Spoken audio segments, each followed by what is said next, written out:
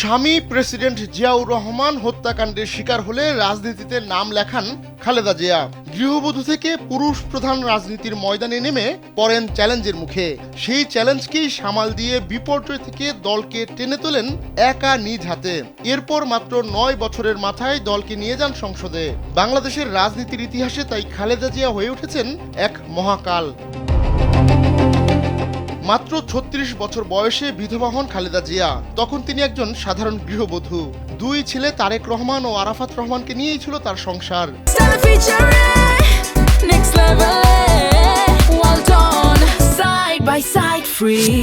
খালেদা জিয়ার বড় বোন সেলিমা ইসলাম এক সাক্ষাৎকারে বলেছিলেন, সে সময় খালেদা জিয়ার রাজনীতি নিয়ে কোনো চিন্তা ছিল না, কেননা জিয়াউর রহমান রাষ্ট্রপতি থাকার সময়ও কোনো রাজনৈতিক কর্মকাণ্ডে সম্পৃক্ত হননি খালেদা জিয়া।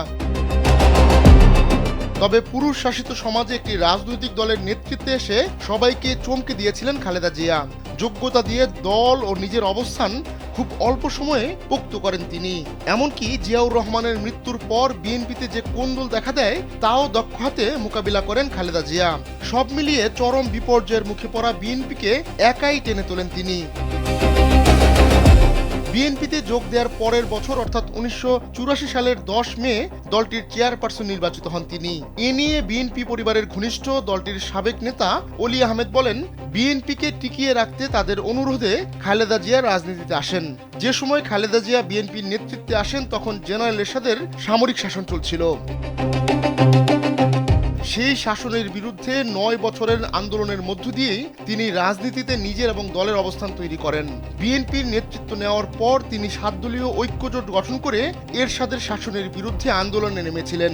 এরশাদ সরকার বিরোধী সেই আন্দোলনে খালেদা জিয়া গ্রেপ্তার হয়েছিলেন ৩ বার। ১৯৯১ সালের ২৭ ফেব্রুয়ারি এরশাদ সরকারের পতনের পর সব দলের অংশগ্রহণে নির্বাচন অনুষ্ঠিত হয়। ওই নির্বাচনের মাধ্যমে মাত্র ৯ বছরের মাথায় বিএনপিকে ক্ষমতায় নিয়ে আসেন খালেদা জিয়া। বাংলাদেশের প্রথম নারী প্রধানমন্ত্রী হয়েও গড়েন ইতিহাস। নির্বাচিত হয়ে খালেদা জিয়ার সরকারই সংসদীয় পদ্ধতির সরকার প্রবর্তনের বিল উত্থাপন করলে দেশে গণতন্ত্রের ধারা শুরু হয়। আহমদুল্লাহ শিকদার, কালবেলা।